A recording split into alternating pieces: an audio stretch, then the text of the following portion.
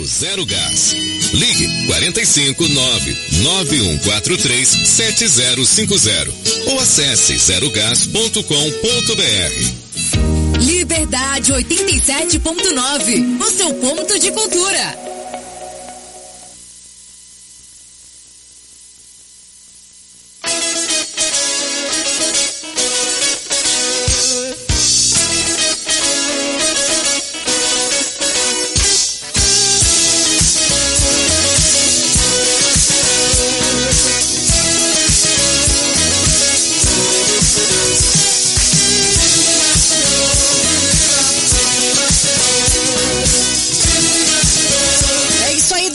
e 52 minutos. Ligadinho no 87,9, a Rádio Comunitária Liberdade FM de Santa Helena. Galera, falei pra vocês que eu tô com entrevista hoje, né? Vamos falar sobre aposta não é jogo e temos uma autoridade no assunto, hein? Bora lá pra nossa entrevista. Manhã Comunitária. Entrevista.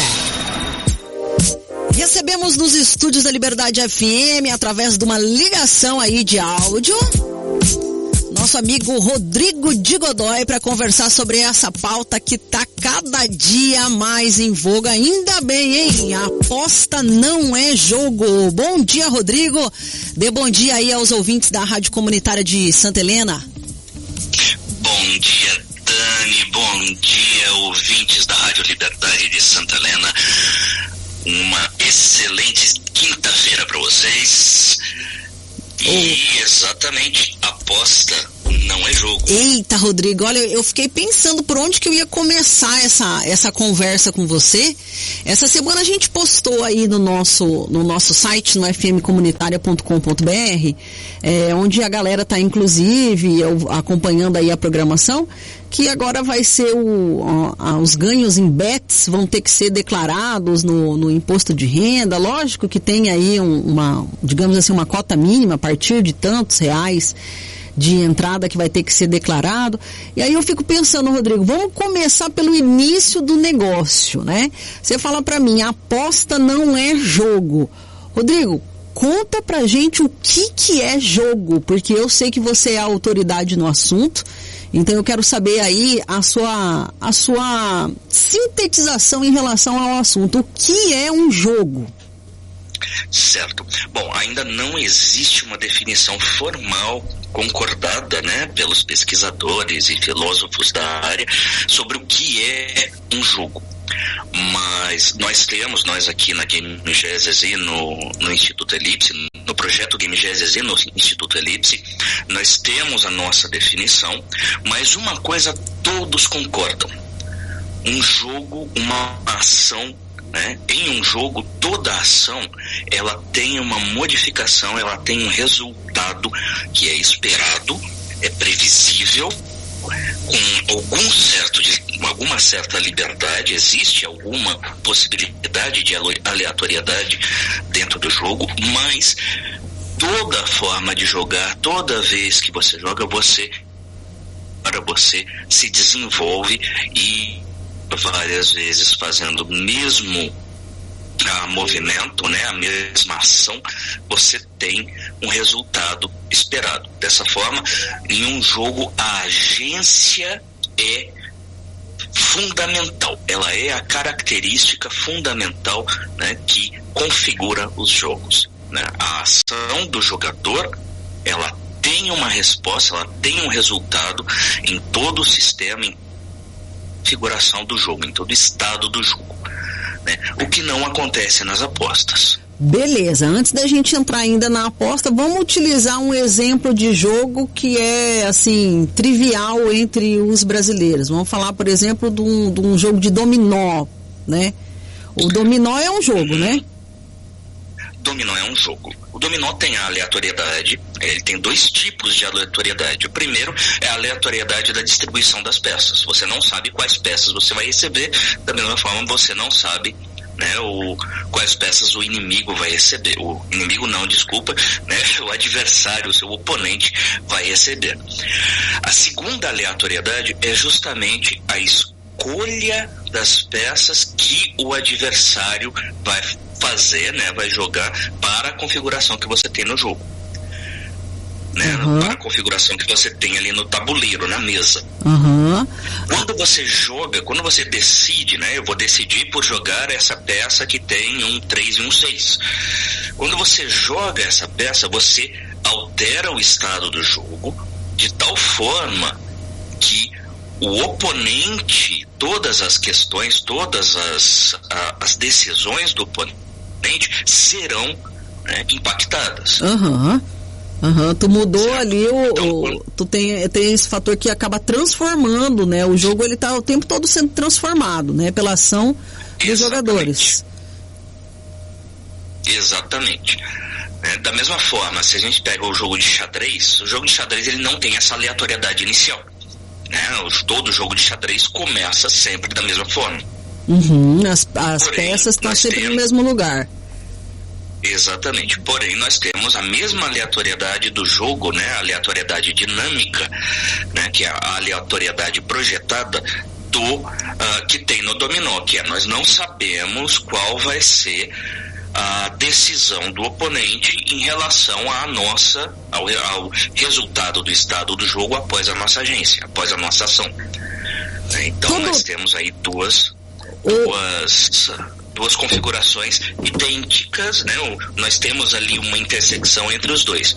E da mesma forma, num jogo de videogame, né? Quando nós jogamos contra o computador, a nossa ação também tem ali uma alteração no estado do jogo, no estado representativo do jogo, de tal forma que a partir daquele estado, a máquina vai decidir o que ela vai fazer a partir dos algoritmos.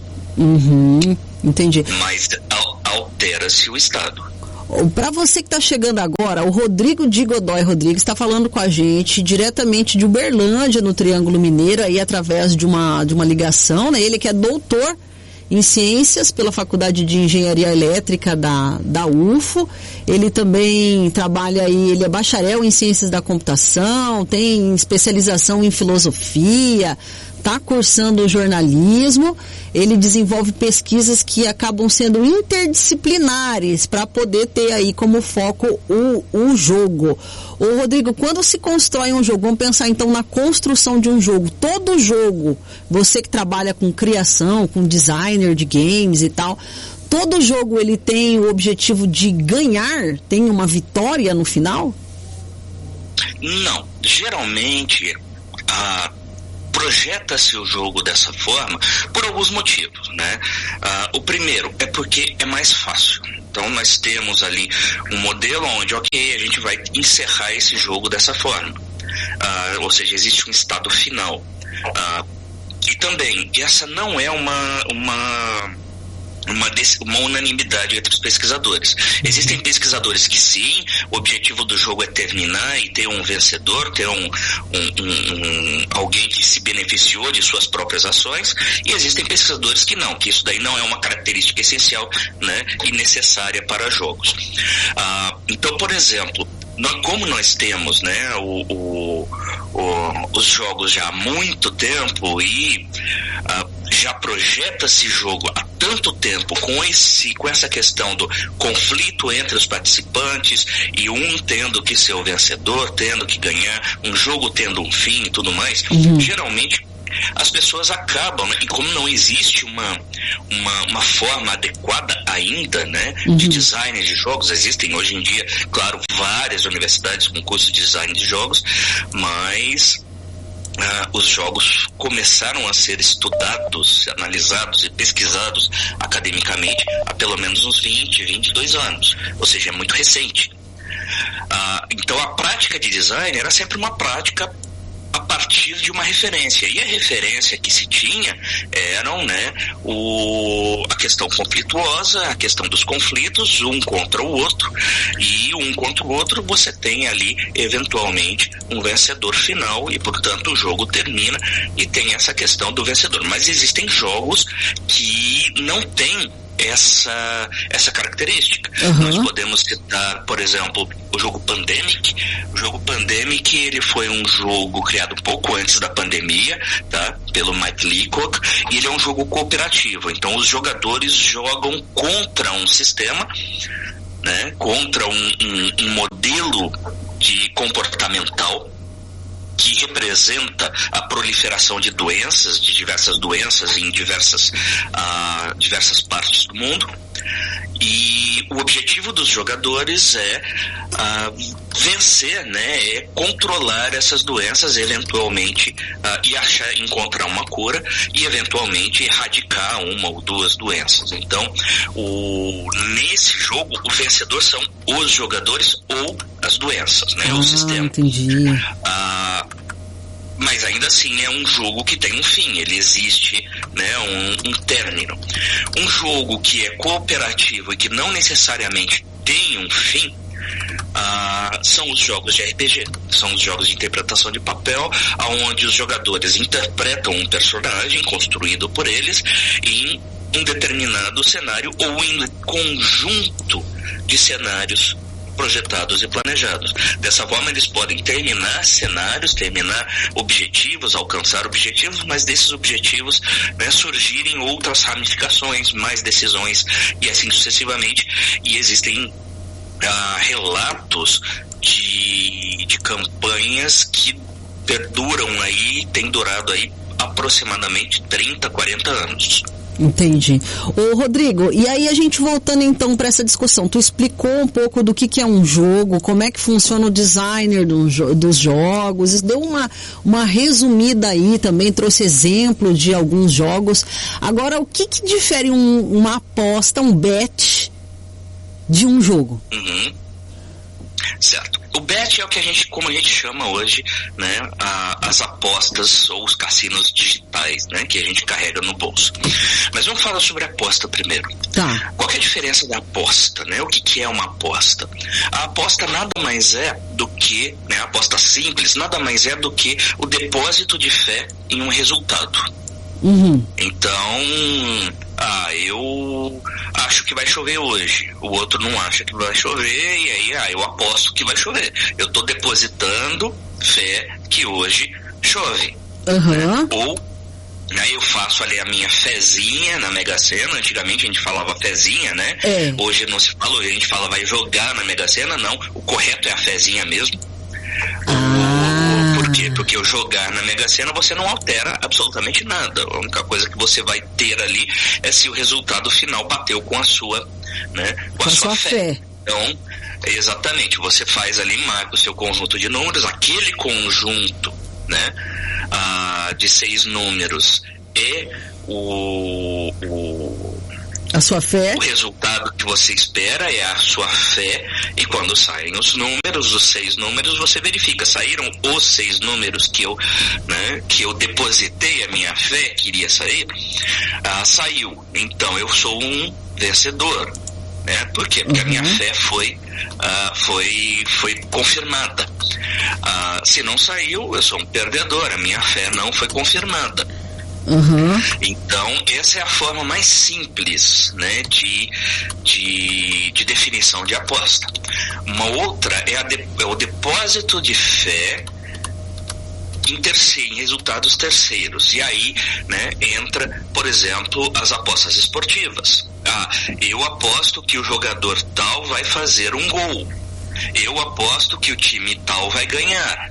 Eu aposto, você está transferindo o esforço ou a sua fé para um esforço terceiro, né, de forma que ele vai confirmar ou não o seu a sua fé, a sua suposição, né, a sua fé, exatamente. E por que é chamado de jogos de azar também? Jogos de azar, isso é muito interessante. Quando você compra, vamos começar ali um pouquinho, bem antes, trazer uma definição de jogo. Né? Quando você compra, né, um conjunto de lençóis com o mesmo tema, ou um conjunto de pratos com o mesmo tema, ou um conjunto de talheres com o mesmo tema, nós costumamos falar que aquele é um jogo de lençóis, é um jogo de pratos, né, um jogo de porcelana ou um jogo de talheres. Sim. Então, né, nesse contexto, o jogo está representando um conjunto de algo sobre o mesmo tema. E durante no Antigo Egito e durante o Império Turco-Otomano, que o Império Turco-Otomano chegou até ali, né, na bordinha de Portugal com o que é hoje a Espanha, né? Eles praticavam, né, essas atividades de aposta com dados, que hoje é considerado, eu acho que é chamado em inglês de craps. Você joga 2 dados e se sair 1 e 1, você perde, né? Quem jogou, e aí nesse caso o jogar é o ato de arremessar os dados, né? Uhum. É o ato de jogar, como você joga uma bola, como você joga um brinquedo para o cachorro pegar, enfim. Né? Então aí já tem, né, essa questão polissêmica da palavra jogo, traz bastante complicações nessa questão da comunicação e das pesquisas também. Mas então, por que é de azar? Certo. Então quando saía 1 e 1, a pessoa que arremessou os dados perdia. Nessa época, estava-se comercializando, as pessoas usavam um conjunto de dados onde os números 1 eram flores. Então tinha uma florzinha no número 1. Flor em árabe é azahar. Exato. Flor em árabe traduz-se, né, para azahar. Então quando dava 1 e 1, as pessoas olhavam e falavam. Então aí a gente já tem, né, o conjunto de dados de azahar, que o pessoal chamava, né, que depois vira, né, os jogos de azahar. Quando dava 1 e 1, né, que quem arremessou o dado perdia, os outros olhavam e falavam, e deu azahar, né? Resumindo, de azahar vai para azar. Essa é a etimologia da palavra azar no português. É literalmente essa a etimologia da palavra azar, ou seja, num conjunto de dados onde o número 1, onde o lado que indicava 1 era uma flor, e flor em árabe é azahar, né? Nós temos então os jogos de azar, que eram o conjunto de dados de temática de flor, conjunto de dados de flor, né? Conjunto de dados de azahar, jogo de dados de azahar, jogo de azar, né? Azar e azar. Jogo de azar e o azar vem de toda essa história. Entendi. Aí já vem a etimologia da palavra, a origem, digamos assim, da palavra, né? Ô Rodrigo, exatamente. Você está contando um pouco aí da história dos jogos, né? Na verdade, você está contando um pouco da história dos jogos, né? Agora vamos trazer um pouco dessa polêmica entre jogo não é aposta. Hoje no Brasil, aposto não é jogo. Hoje no Brasil, dentro da nossa legislação e tal, da parte burocrática, a aposta é considerado como jogo? Alguns jogos são considerados. Tipo qual? Então assim? Nós temos especificamente no Estatuto da Criança e do Adolescente, eles deixam claros que estabelecimentos que oferecem, né, o serviço de jogos de bilhar ou sinuca não podem aceitar crianças menores de 16 anos, eu acho. Né, adolescentes ou crianças menores de 16 anos. Então, assim, uma atividade, bilhar e sinuca, são jogos excelentes para ensinar, né, educar crianças em geometria e física. Sim. Mas no ECA eles deixam claro ali de que estabelecimentos que se utilizam, né, de jogos de bilhar e sinuca não podem dar acesso a crianças e adolescentes menores de 16 anos. Por quê? Porque considera-se que essa é uma prática, né, que fomenta apostas. O termo jurídico está na lei jogo de azar. E da mesma forma, na lei que regulamenta as bets, né? A gente vai falar um pouquinho das bets, que é um pouquinho mais complicado, mas no termo que regulamenta as bets, também nós temos o termo, né? Jogo. Fazer o jogo para a aposta. Então existe toda essa questão da linguagem que traz toda essa nossa confusão, né, que já é persistida milenarmente sobre jogos e apostas. Mas, o Rodrigo, para a gente sintetizar aqui, que eu vou ter que abrir já para nova entrevista, Ana Júlia, deputada Ana Júlia está aqui na linha. Como que anda hoje a discussão no Brasil, né? Eu sei que você lidera uma campanha de aposta não é jogo. Qual é o intuito dessa campanha na prática? O intuito dessa campanha é educar, conscientizar e educar as pessoas, né, de que aposta não é jogo, né, pessoas, nossos representantes no Congresso e Senado, enfim, conscientizar de que aposta não é jogo, as duas coisas são coisas diferentes, e da mesma forma educá-los a compreender e identificar características de atividades que sim, isso configura essa atividade como uma aposta. Dar uma rotulagem, digamos assim, um selo. Isso é aposta, isso é jogo, é isso que você está falando? Exatamente. Né? Não necessariamente uma rotulagem, o Congresso, né, vai fazer, mas para o cidadão, principalmente, né, para ele saber identificar que tipo de atividade é aposta para que ele decida, de fato, né, se ele vai se envolver com aquilo ou não. Você acha que já essa informação pro consumidor, digamos assim, pro jogador, né, pra pessoa que vai decidir se vai entrar naquilo ou não, essa informação de que aquilo é uma aposta ou de que aquilo é um jogo, você acha que já ajuda? Já é um começo, já é literalmente um começo. Você começaria por aí? Eu começaria por aí. E a gente está longe disso? A gente está muito longe disso. É? Sim. A gente está muito longe disso, principalmente porque as bets hoje, né, o que a gente chama de bets, se confundem muito com os jogos eletrônicos. Eles utilizam de recursos que também são utilizados em jogos eletrônicos, e isso acaba por confundir muito, né, o indivíduo. Você acha que as pessoas hoje são confusas em relação ao que é um jogo e o que é uma aposta? Sim, elas confundem bastante.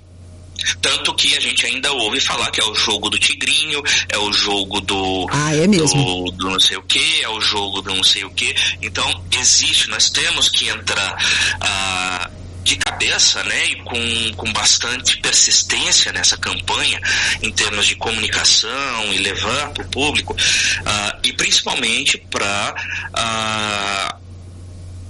exigir que as atividades sejam rotuladas da maneira adequada. Entendi. Né? Dá um nome certo às coisas. Exatamente.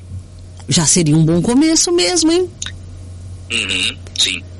Que pelo menos daí quando a pessoa vai optar por aquilo, ela já sabe sobre o que se trata, né? Essa é a questão, né? Como que a gente vai tomar uma decisão se a gente não sabe, né, o que é isso? No que a gente está entrando? Entendi. Então, na verdade, quando a gente fala, a pessoa é viciada em jogo de bet, em jogo do tigrinho, na verdade, ela está viciada em aposta. Ela está viciada em aposta. E, infelizmente, também, né, nós temos uma outra briga com alguns conselhos, uma briga legal, para, por exemplo, a síndrome de vício, né, de adicção em apostas é chamada de ludopatia, né, sendo que o ludo traz a questão do lúdico, a aposta é outra coisa. Então nós temos essa outra briga, que vai ser uma briga legal, é uma briga etimológica é uma coisa que vai dar muito trabalho por muito tempo. Vai. Mas é algo que a gente não pode simplesmente deixar. Porque a partir do momento que a gente permite uma coisa pequena como essa acontecer, né, nós deixamos uma porta aberta para que coisas piores acabam entrando, né? Acabam trazendo para essa atividade que a gente chama de jogo, que é extremamente benéfica para a sociedade, para a população e para a cultura. O jogo faz muito bem para o nosso cérebro, para o nosso desenvolvimento, para o lazer, para a interação, para tudo mais. Agora, a aposta é outra coisa, né? Rodrigo, exatamente, eu conversaria com você muito mais ainda, mas a nossa deputada também está aqui na linha para conversar com a gente. Adorei conversar com você. Topa conversar outra vez sobre o assunto? Vamos desenvolver alguma campanha junto de aposta não é jogo? Óbvio, Dani. Aposto que isso vai dar muito o que falar. Nós temos muito o que trabalhar e toda ajuda é muito bem-vinda. Valeu, então, Rodrigo. Podemos conversar sempre que tivermos disponibilidade. Vamos desenvolver um trabalho junto aí para poder fazer essa campanha de conscientização de que a aposta não é jogo, que eu achei que já é realmente um bom começo, hein, Rodrigo? Tô contigo, viu? Tô contigo. Exatamente. A gente tem que começar pela fundação e isso começa um pouco lento. Depois a gente ganha momento, aceleração e aí ninguém para a gente. É isso aí. Rodrigo, muito obrigada. A gente vai disponibilizar a sua entrevista também no nosso YouTube, tá? Do Liberdade FM. Obrigada aí pela sua participação direto do Triângulo Mineiro. Mande um abraço para todos aí e bom trabalho para você. Valeu? Eu que agradeço, Dani. Um excelente restinho de semana e um ótimo final de semana para todos aí em Santa Maria, para todos aí no Paraná e aqui no Brasil também, é óbvio. Grande abraço. Valeu, tchau, tchau.